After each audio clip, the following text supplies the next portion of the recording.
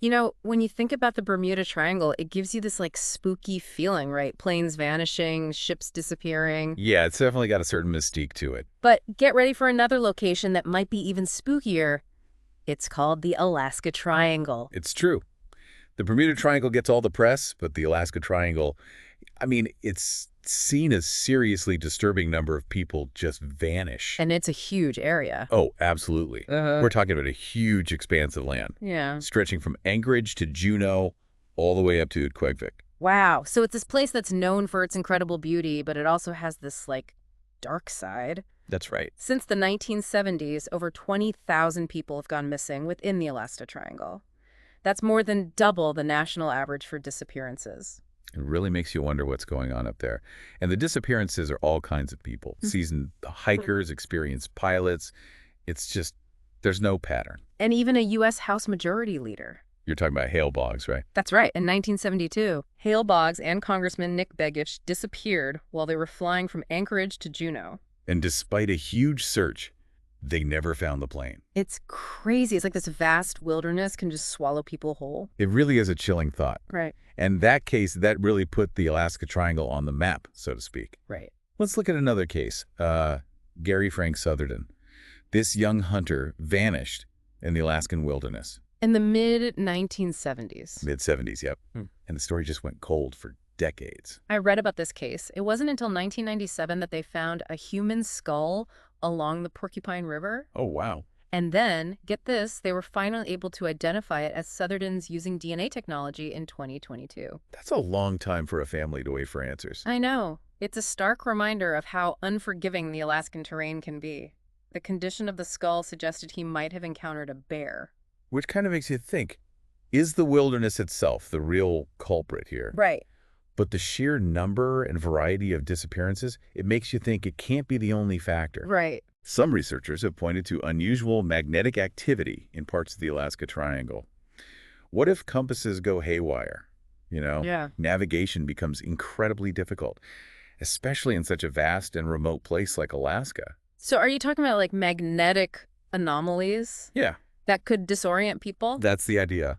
I've even read about places where compasses actually point south instead of north. Yeah. Is there any evidence of something like that happening within the Alaska Triangle?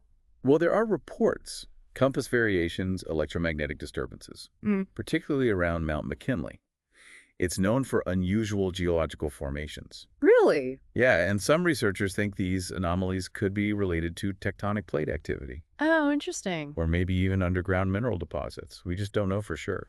So it's fascinating to think that the ground beneath our feet could be playing a role in these disappearances. It is. But it's important to approach these theories with a critical eye. Oh, absolutely. Are there any studies or specific locations where these magnetic anomalies have been actually documented? That's the thing.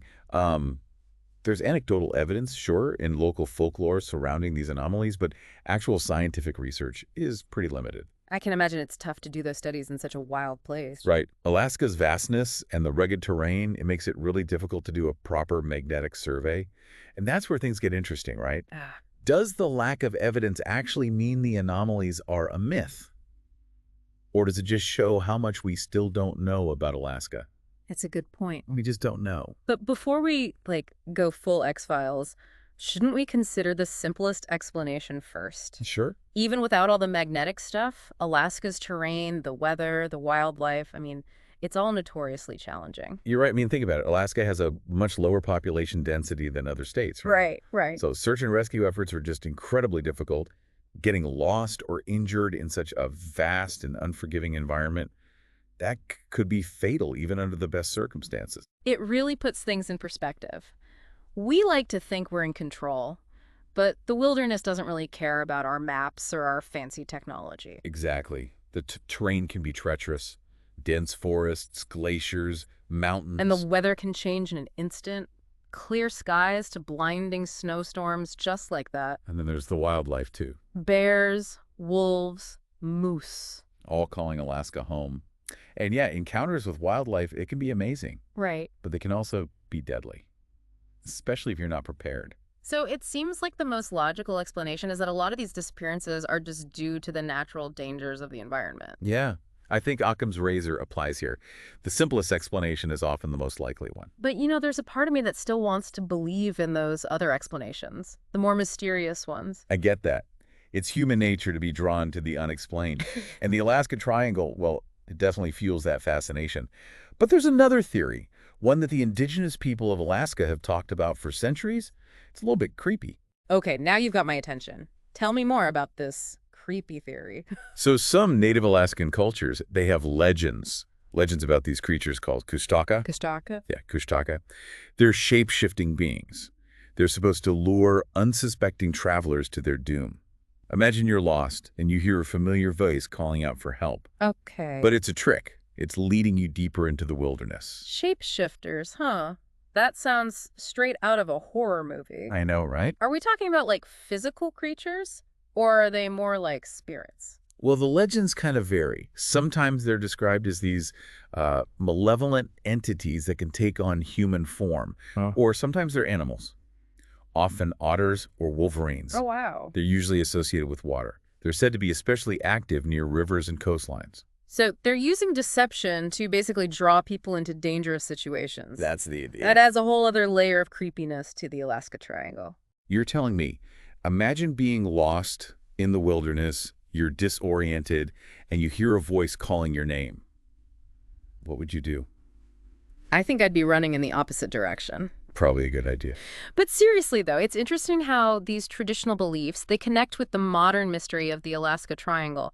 It's a good reminder that the wilderness has always had this element of the unknown, the unexplainable. It has.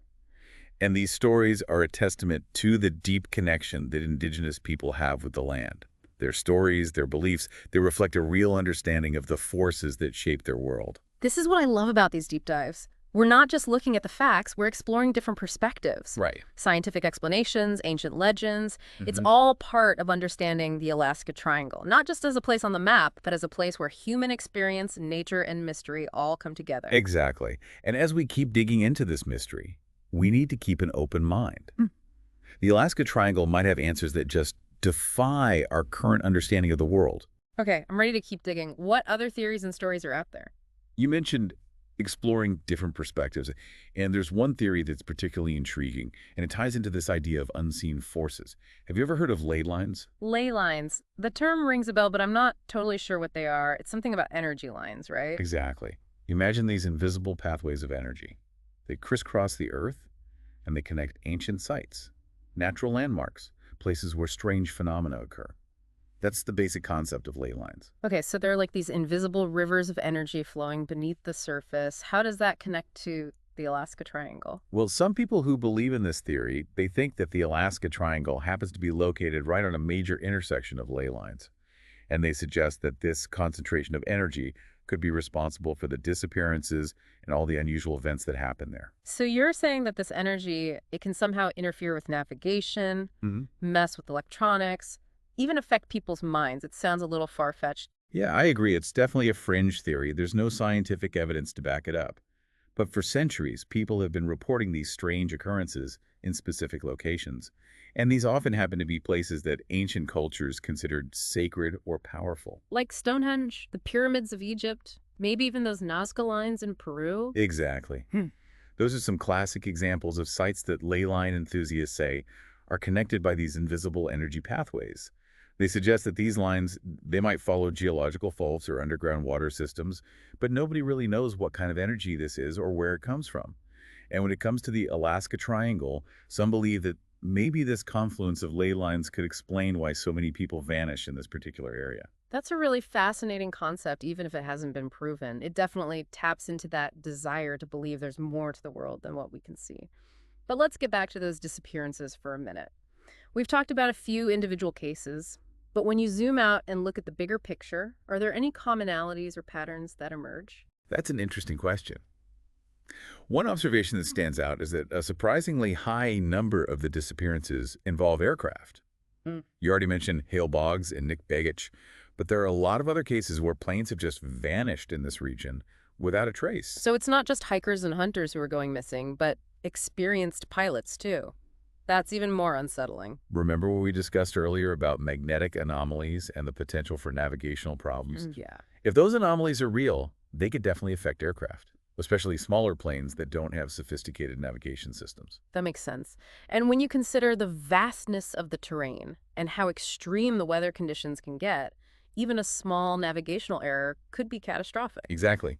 A pilot could easily lose their bearings in a blizzard, or maybe their compass malfunctions and they fly off course. And in a place like Alaska, where it might take hours or days for help to arrive, the margin for error is tiny. It's a stark reminder that despite all of our technology, nature is still in control, especially in a place as wild and unpredictable as Alaska. But what about the disappearances that don't involve aircraft? Are there any similarities among those cases? A lot of the disappearances that happen on land occur in areas that are notorious for their difficult terrain and unpredictable weather. The Alaskan wilderness has all of it: dense forests, fast-flowing rivers, and steep mountains. It's very easy to get lost or injured, and if you're not prepared for those conditions, it can quickly become a life-or-death situation. It's like we're drawn to the beauty and adventure of these wild places, but we don't always fully grasp the risks. It is a delicate balance, and I think it's important to acknowledge that while some people might be seeking out the thrill of exploring the unknown, many of those who go missing in Alaska are just trying to enjoy the natural beauty. They're hikers, campers, hunters, fishermen, people who love being outdoors and appreciate the peacefulness of the wilderness. So, how do we reconcile these two seemingly opposite aspects of the Alaska Triangle, the appeal of adventure and the possibility of danger? Is there a way to experience the beauty of this place without falling victim to its darker side? I think respect is key. Respect for the power of nature, respect for our own limitations, and respect for the traditions and wisdom of the people who have lived in these lands for generations. That's a great point. It shouldn't be about dominating the wilderness or proving ourselves. It's about understanding that we're a part of it and we're guests in a world much larger than ourselves. Exactly. And Right. I think part of that respect means acknowledging that there are mysteries out there that we might never fully understand. The Alaska Triangle is a perfect example of a place where the unknown still reigns supreme. So, are you suggesting we should just accept that some disappearances will always be unexplained? I think we should stay open-minded and recognize that there might be factors involved that we haven't even thought of yet. Yeah. Science is always progressing and making new discoveries. Things that seem impossible or unexplainable today could be common knowledge tomorrow. It's like that quote, the universe is not only stranger than we imagine, it is stranger than we can imagine. But a part of us likes that mystery, right? That sense of wonder is what keeps us exploring, keeps us asking questions, and keeps us coming back to places like the Alaska Triangle. You're absolutely right. That drive to discover the unknown is at the core of what makes us human. We're explorers by nature, and we're driven by curiosity and this deep-seated desire to make sense of the world. And sometimes the most interesting answers are the ones that lead to even more questions. Speaking of intriguing questions, there's one case that has always stuck with me, and it seems to perfectly capture that push and pull between the lure of the wilderness and the potential for tragedy. It's the story of Christopher McCandless, the young man who went into the Alaskan wilderness looking for a simpler life but ended up dying there. His story was so captivating that it became a book and a movie called Into the Wild. McCandless's story is a blend of tragedy and inspiration. It speaks to that human desire to escape the pressures of modern life and connect with something greater than ourselves. But it also highlights the importance of being prepared and having a deep respect for the power of nature. It's almost like he became a symbol of both the attraction and the danger of the Alaska Triangle. He was on a journey of self-discovery, but it ultimately led him to a place where he couldn't survive. His story serves as a reminder that while the wilderness